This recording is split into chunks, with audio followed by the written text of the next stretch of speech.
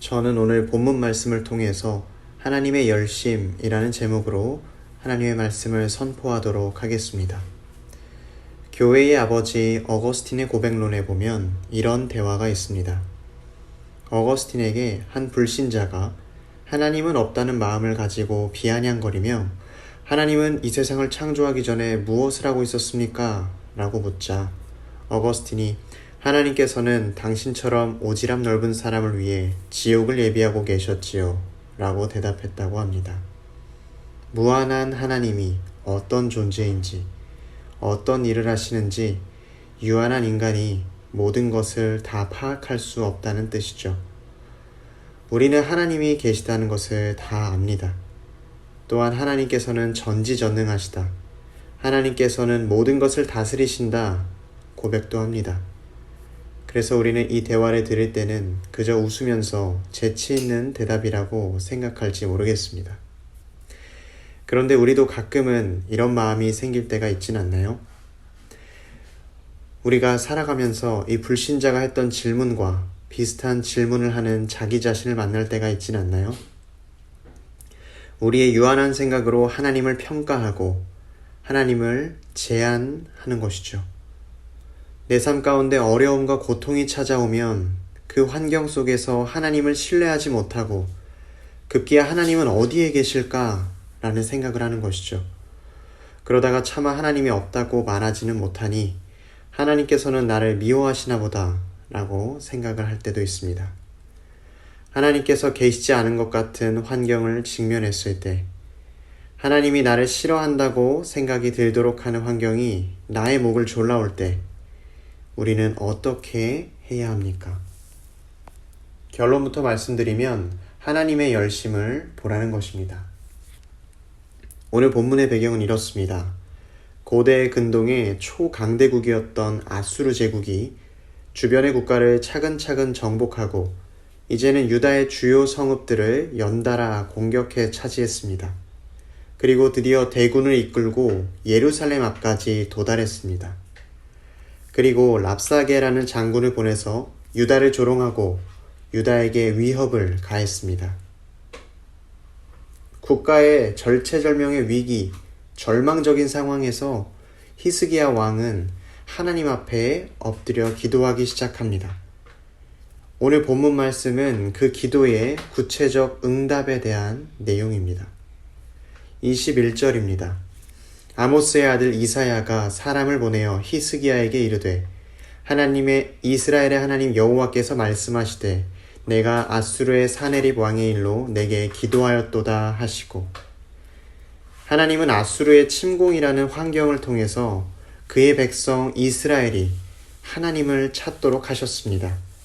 그리고 그 기도에 응답해 주셨습니다.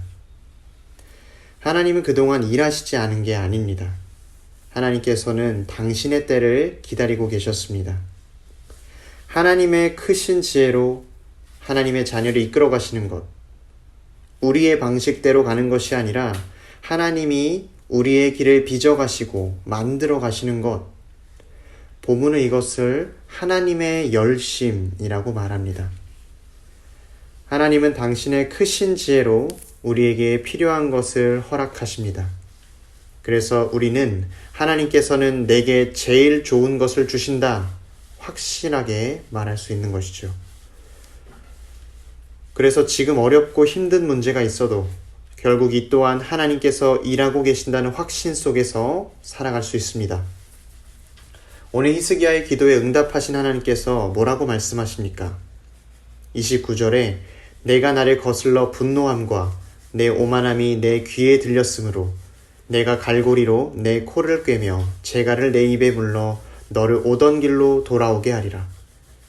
하나님께서는 아수르를 그의 도구로 사용하셔서 그 사용한 목적이 끝나자 그들을 패하십니다. 하나님께서 이렇게 말씀하시는 것이죠. 아수르, 내가 위협한 것은 유다가 아니라 이스라엘의 거룩하시니 바로 하나님이다. 하나님께서는 태초부터 아수르 너를 도구로 쓰시려고 했고 지금까지 너를 사용하셨지만 너의 교만이 이제 너를 무너뜨릴 것이다. 또한 하나님께서 유다에게 이렇게 응답해 주십니다.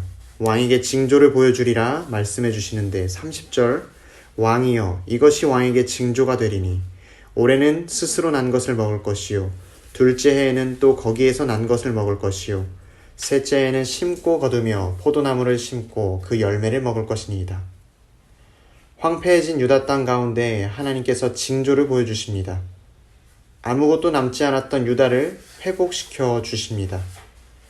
이제는 그 땅이 전쟁에 휩싸이는 것이 아니라 소산물을 만들어낼 것이고 그 이후 유다 백성은 직접 포도나무를 심어 그 열매를 맛보게 될 것입니다. 하나님의 열심은 이뿐만이 아닙니다. 당신의 지혜로 어려움을 해결해 나가시고 당신의 능력으로 문제를 풀어 가십니다. 36절에 여호와의 사자가 나가서 아수르 진중에서 18만 5천인을 쳤으므로 아침에 일찍이 일어나 본즉 시체뿐이라. 이제 아수르의 대군은 여호와의 사자에 의해서 전멸해 버렸습니다. 아수르는 하나님 열심 앞에 진군해 오던 길로 돌아가고 예루살렘에 이르지도 못했습니다. 또한 하나님 앞에 엎드렸던 히스기야는 구원을 경험했지만 니스록 앞에 엎드렸던 사네립은 38절에 의해 아들에게 칼로 죽임을 당했습니다. 하나님이 없는 것 같이 느껴질 때 우리는 환경을 묵상하는 것이 아니라 하나님의 열심을 힘써 묵상해야 합니다. 하나님께서 과연 전지전능하시다면 어떻게 이런 일이 있을 수 있는가 생각이 들 때 하나님의 열심을 기억하시기 바랍니다. 기대하시길 바랍니다. 생각해 보세요. 기도하지 않는 사람은 낙심하지도 않습니다. 기대가 없는데 어떻게 낙심이 있을 수 있겠습니까? 반대로 기도하는 사람은 때로는 낙심도 됩니다. 그러나 기도하는 자가 낙심하지 말아야 할 것은 우리의 열심이 아니라 하나님의 열심이 있기 때문입니다. 이는 남은 자가 예루살렘에서 나오며 피하는 자가 시온산에서 나올 것임이라. 만군의 여호와의 열심이 이를 이루시리이다. 우리를 구원하는 하나님의 열심은 오늘도 쉬지 않으십니다. 우리의 길을 인도하시고 만들어 가십니다. 위기 속에서 고통 중에 있던 남은 자가 돌아올 것입니다. 피하는 자가 주님의 인도함으로 나올 것입니다. 이것을 믿고 오늘을 살아갈 때 우리는 낙심하지 않고 좌절하지 않고 하나님에 대한 굳건한 믿음으로 살아가게 될 것입니다. 우리가 스포츠 경기를 보다 보면 가끔 경기의 결과를 알고 보게 될 때가 있습니다. 가령 우리나라 축구 국가대표가 일본과 경기를 하는데 3대2로 역전했다는 사실을 알고 경기를 본다면 중간에 우리나라가 2대0으로 지고 있다고 해도 잠시 걱정은 할지언정 좌절하거나 에이 끝났어 하고 TV를 꺼버리는 경우는 없습니다. 우리는 반드시 이긴다는 변함없는 사실이 있기 때문에 그 경기를 끝까지 볼 수 있습니다. 어쩌면 하나님은 이러한 모습을 바라시는지도 모르겠습니다. 우리의 삶에서 어려움이 있을지라도 하나님의 열심이 이 모든 것을 바꾸어 역전하리라. 하나님께서 나에게 가장 선하신 것을 허락하시리라. 이 고난도 연단의 과정이리라. 이렇게 감사하며 하나님께 예배하며 나아갈 때 그 감사가 우리 하나님을 영화롭게 할 것입니다. 오늘 본문에서처럼 아수르를 도구로 사용하시는 하나님께서 유다를 멸망하도록 내버려 두시는 것 같이 보였지만 당신의 때를 기다리셨다가 징조를 보여주시며 18만 5천의 아수르 군대에서 유다를 구원해 주셨고 환경을 통해 당신을 찾도록 만드셨고 그 기도를 응답해 주셨습니다. 사랑하는 성도 여러분, 낙심 중에 있으십니까? 코로나로 인해 건강이나 경제적으로 고통을 겪고 계십니까? 교회가 세상 속에서 많은 지탄을 받아 속상하십니까? 하나님의 열심이 있기 때문에 우리는 오늘도 흔들리지 않을 수 있습니다.